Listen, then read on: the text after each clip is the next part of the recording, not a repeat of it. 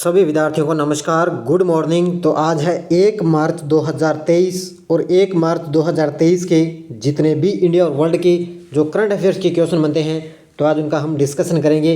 पूरा वीडियो ध्यान से देखना और लास्ट में आपसे क्वेश्चन पूछूंगा जिनके जवाब आपको कमेंट बॉक्स में देना होगा। तो सभी विद्यार्थियों को गुड मॉर्निंग। आज हम पढ़ेंगे कि पीएम मोदी ने बारिशु कन्नड़ देवावा महोत्सव का उद्घाटन किया और 2022 का जो सर्वश्रेष्ठ फीफा पुरुष खिलाड़ी पुरस्कार है वो किस खिलाड़ी को दिया गया। और इसके साथ साथ में हम अंतर्राष्ट्रीय आईपी सूचकांक के अंदर भारत का कौन सा स्थान है, इनकी आज हम चर्चा करेंगे। तो डेली आपको 7 बजे लाइव क्लास मिलती है। इसी के साथ में आज आपको पूरे जनवरी और फरवरी महीने का निचोड़ मैं जस्ट पहले आपको इसके बाद में क्लास मिलेगी 10 या 11 बजे लगभग आपका टाइम रहेगा अभी सुबह। तो उसमें बाद में आपको क्या है जनवरी और फरवरी करंट अफेयर्स का कि जो जितने भी क्वेश्चन बनते हैं उसकी रिवाइज क्लास आपको मिलेगी। तो सभी साथी एक बार वीडियो को लाइक कर दें, शेयर कर दें। पीडीएफ आपको इसकी टेलीग्राम पर मिल जाती है। वीडियो के डिस्क्रिप्शन में टेलीग्राम का लिंक है, वहाँ जाकर इसकी पीडीएफ आप डाउनलोड कर सकते हो। तो स्टार्ट करते हूँ। देखिए यस्टरडे रिवीजन यानी कि कल के क्वेश्चन हमने पढ़े उनको एक बार रिवाइज कर लेते हैं। देखिए हाल ही में किस राज्य ने सीनियर महिला राष्ट्रीय हॉकी चैंपियनशिप जीती है, तो ये जीती है मध्य प्रदेश ने। हाल ही में किस देश ने महिला T20 वर्ल्ड कप का खिताब जीत लिया है, तो ये 6ठी बार जीता है ऑस्ट्रेलिया ने। और किस केंद्रीय मंत्री ने मध्य प्रदेश में कोल जनजाति महाकुंभ को संबोधित किया है, तो ये किया है अमित शाह ने। किस देश ने निवेश के अवसरों पर चर्चा करने के लिए पहली I2U2 उप मंत्री स्तरीय बैठक की मेजबानी की है, तो ये की है UAE ने। और हाल ही में किस देश ने जोंगसिंग 26 उपग्रह मिशन के साथ कक्षीय प्रक्षेपण फिर से शुरू किया है, ये किया है चाइना देश ने। और किस राज्य ने पर्यटन में महिलाओं को सशक्त बनाने हेतु संयुक्त राष्ट्र महिला के साथ समझौता किया है, तो ये किया है केरल राज्य ने। और यूथ 20 इंडिया समिट किस राज्य के महाराजा सयाजीराव विश्वविद्यालय में आयोजित किया जाएगा, तो ये गुजरात के अंदर किया जाएगा इसका आयोजन। और 2023 का मार्कोनी पुरस्कार किसने जीता है, हरि बालकृष्णन ने। और हाल ही में किसने सिक्किम के अंदर 19वें वार्षिक CPA सम्मेलन का उद्घाटन किया, तो ये लोकसभा अध्यक्ष ओम बिरला ने। ये थे कल के क्वेश्चनों का मैंने रिवाइज आपको स्टार्ट कर दिया, मैंने करवा दिया। और क्विज भी मैंने आपको इसकी कल टेलीग्राम पर डाल दी थी, क्विज भी आपको मिलने लगेगी। तो आज शाम को आपको पूरी उम्मीद के साथ जनवरी और फरवरी का रिवाइज भी मिलेगा। इसके साथ साथ में हाईकोर्ट LDC एग्जाम के लिए करंट रिवीजन भी क्लास आपको मिलेगी पूरी शानदार तरीके से। और हमारी कला संस्कृति भी राजस्थान हाईकोर्ट LDC एग्जाम के लिए मॉडल पेपर यानी कि रिवाइज यहाँ पे क्वेश्चनों को स्टार्ट किया जा चुका है। तो शाम 8 बजे लगातार आपको क्लासें मिलेगी। तो देखिए आज की क्लास पहला प्रश्न, हाल ही में किस खिलाड़ी ने 2022 के लिए सर्वश्रेष्ठ फीफा पुरस्कार खिलाड़ी का पुरस्कार जीता है, तो 2022 का जो सर्वश्रेष्ठ फीफा पुरुष खिलाड़ी का पुरस्कार जीता है, तो ये जीता है लियोनेल मेसी ने। किसने, लियोनेल मेसी ने। तो ये ध्यान रखना, आगे के एग्जाम में जरूर टपकेगा। ये है अर्जेंटीना के खिलाड़ी हैं लियोनेल मेसी ने 2022 का सर्वश्रेष्ठ फीफा पुरुष का खिलाड़ी पुरस्कार है। यहाँ पर पूछे पुरुष का, तो खिलाड़ी पुरस्कार का जीता है लियोनेल मेसी ने। मेसी ने पेरिस सेंट जर्मेन PSG के साथ अपने साथी किलियन एम्बापे और रियल मैड्रिड के कप्तान थे करीम बेंजेमा को हराकर पेरिस के साले प्लेल में प्रसिद्धि ट्रॉफी जीती है। किसने, लियोनेल मेसी ने। तो इन्होंने पुरुषों के अंदर आपसे पूछे तो लियोनेल मेसी आएगा। अगर हम बात करूं महिला के अंदर सर्वश्रेष्ठ फीफा महिला खिलाड़ी 2022 पूछे तो एलेक्सिया पुटेलेस की है। एलेक्सिया पुटेलेस है बार्सिलोना स्पेन की, ठीक है, बार्सिलोना स्पेन की है ये। और एलेक्सिया पुटेलेस ने क्या है 2022 का सर्वश्रेष्ठ महिला खिलाड़ी का पुरस्कार इनको दिया गया। तो इन दोनों को नाम आपको अच्छी तरह से याद रखने हैं। नेक्स्ट प्रश्न देखो, हाल ही में किस खिलाड़ी ने पेरिस में सेंट जर्मेन की मार्सिलो की जीत में अपने करियर क्लब का 7वां गोल किया है, और ये ही कौन है, लियोनेल मेसी। तो इन्होंने अभी की बार क्या है, इनको ये पुरस्कार भी दिया गया अभी। और इन्होंने पेरिस सेंट जर्मेन की मार्सिलो की जीत में अंदर उन्होंने क्या है 700 गोल किए हैं। देखो पूरी डिटेल इसके लिए, लियोनेल मेसी ने पेरिस सेंट जर्मेन की मार्सिलो पर 3-0 से जीत में अपने करियर क्लब का 700वां गोल किया, यानी कि इन्होंने 700 गोल किए हैं। दुनिया के अंदर इन्होंने दूसरा स्थान है। पहला पूछे तो पहला है रोनाल्डो का, ठीक है। रोनाल्डो ने सभी प्रतियोगिताओं के अंदर क्लब स्तर पर 709 गोल किए हैं। तो रोनाल्डो ने किए हैं 709 गोल और लियोनेल मेसी ने किए हैं 700 गोल। तो लियोनेल मेसी 2 नंबर पे हैं और रोनाल्डो है 1 नंबर पे। तो ये भी आपको ध्यान रखना है इसका। नेक्स्ट देखो, इंडिया टुडे टूरिज्म सर्वे ने किस राज्य के पर्यटन को सर्वश्रेष्ठ साहसिक पर्यटन पुरस्कार के लिए चुना है। इंडिया टुडे टूरिज्म सर्वे ने किस राज्य के पर्यटन को सर्वश्रेष्ठ साहसिक पर्यटन पुरस्कार के लिए चुना है। ये चुना है जम्मू कश्मीर को। किसको चुना है? जम्मू कश्मीर को चुना है। देखो, इंडिया टुडे टूरिज्म सर्वे ने जम्मू और कश्मीर पर्यटन को सर्वश्रेष्ठ साहसिक पर्यटन पुरस्कार के लिए चुना है। केंद्रीय संस्कृति और संसदीय मामलों के राज्य मंत्री हैं अर्जुन राम मेघवाल ने नई दिल्ली में पुरस्कार प्रदान किए हैं। तो हमारे जो केंद्रीय संस्कृति और संसदीय मामलों के राज्य मंत्री हैं अर्जुन राम मेघवाल, इन्होंने नई दिल्ली के अंदर इनको इस राज्य को पुरस्कार प्रदान किया है। और इस विभाग की ओर से पर्यटन उप निदेशक इलियास अहमद ने पुरस्कार प्राप्त किया है। तो कौन है? पर्यटन विभाग की ओर से है, पर्यटन उप निदेशक हैं ये इलियास अहमद ने पुरस्कार प्राप्त किया है। चौथा प्रश्न, कौन सा देश जलवायु के लिए कृषि नवाचार मिशन में शामिल हुआ है। कौन सा देश है जो जलवायु के लिए कृषि नवाचार मिशन में शामिल हुआ है? ये हुआ है अपना देश भारत। कौन सा? अपना देश है भारत। जलवायु के लिए कृषि नवाचार मिशन अमेरिका की एक संयुक्त पहल है। इसकी शुरुआत यूएई और अमेरिका ने की थी। किसने की थी? यूएई और अमेरिका ने की थी। और इस पहल का मुख्य उद्देश्य भूख और जलवायु परिवर्तन को संबोधित करना है। तो इसमें शुरुआत यूएई और अमेरिका ने की, लेकिन इसमें अब अपना भारत देश भी इसमें शामिल हो चुका है। तो ये ध्यान रखना है अच्छी तरह से। नेक्स्ट देखो, हाल ही में पीएम मोदी ने किस शहर में बारिशु कन्नड़ दिमावा महोत्सव का उद्घाटन किया है।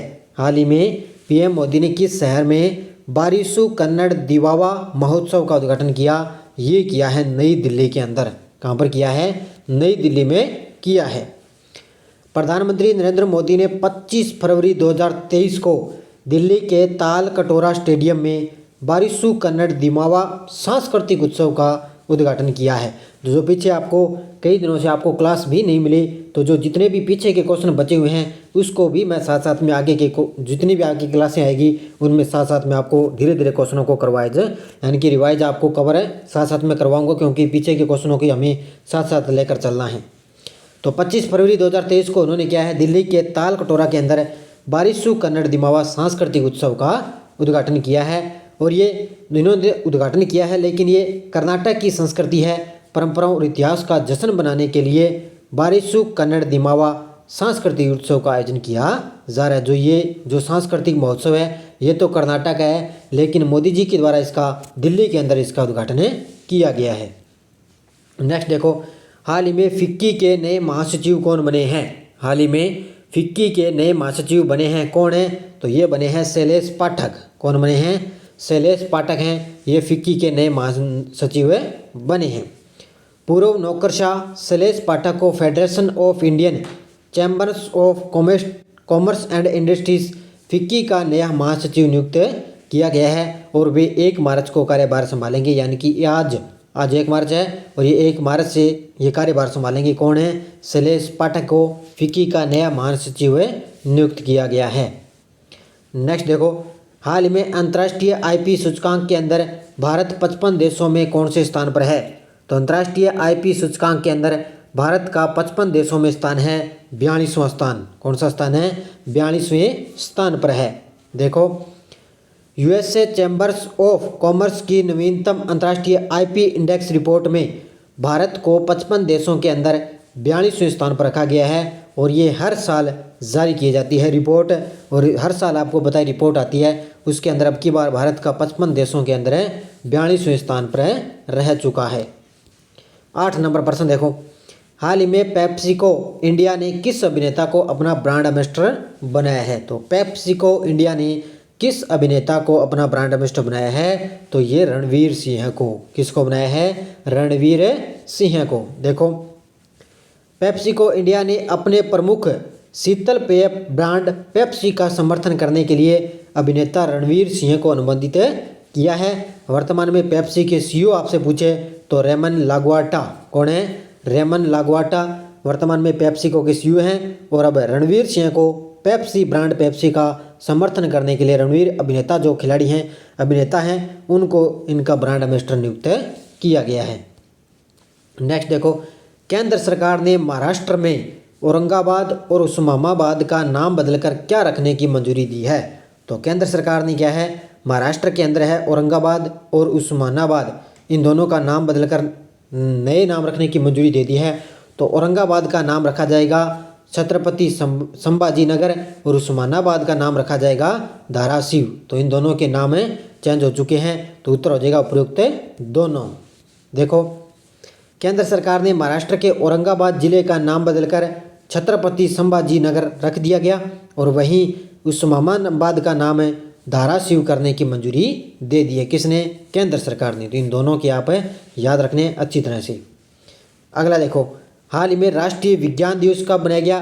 तो आपको पता है कल 28 फरवरी थी और 28 फरवरी को क्या है, राष्ट्रीय विज्ञान दिवस मनाया जाता है। देखो पूरी डिटेल। हर साल 28 फरवरी का राष्ट्रीय विज्ञान दिवस के रूप में बनाया जाता है क्योंकि इस दिन 1928 में भारतीय वैज्ञानिक और चिकित्सक सीवी रमन द्वारा रमन प्रभाव की खोज की गई थी। यानी कि किसके द्वारा? ये भारतीय वैज्ञानिक और चिकित्सक हैं सीवी रमन द्वारा रमन प्रभाव की खोज की गई 1928 के अंदर। इस वजह से 28 फरवरी को राष्ट्रीय विज्ञान दिवस मनाया जाता है। और इस साल नेशनल साइंस डे की थीम क्या है, यानी कि राष्ट्रीय विज्ञान दिवस की थीम क्या रही है? वैश्विक भलाई के लिए वैश्विक विज्ञान। ये याद रखना है, वैश्विक भलाई के लिए वैश्विक विज्ञान इसकी 12 मुख्य थीम रही है। अगला देखो, किस राज्य के मुख्यमंत्री ने पूर्वोत्तर के पहले संपीड़ित बायोगैस संयंत्र का अनावरण किया है? किस राज्य के मुख्यमंत्री ने पूर्वोत्तर के पहले संपीड़ित बायोगैस संयंत्र का अनावरण किया है? ये किया है असम के मुख्यमंत्री ने। असम के मुख्यमंत्री हैं हिमंत बिस्वा शर्मा के द्वारा। देखो, पूर्वोत्तर भारत में पहली बार संकुचित बायोगैस संयंत्र परियोजना के लिए आधारशिला समारोह कामरूप यानी कि मेट्रोपॉलिटन जिले के तहत सोनापुर के डोमोरा पठार में हुआ।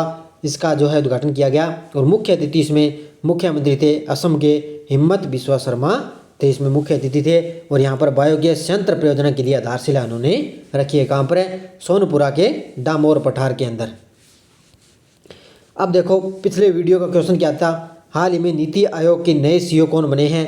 तो अभी आपको पता है परमेश्वर अय्यर पहले थे, लेकिन अब इनके स्थान पर VR सुब्रमण्यम जो है नीति आयोग के नए सीईओ बन चुके हैं। बहुत सारे विद्यार्थियों ने शानदार तरीके से जवाब दिए, उन सभी को हार्दिक शुभकामनाएं। लेकिन 10 दिन बचे हैं राजस्थान हाईकोर्ट LDC एग्जाम के लिए।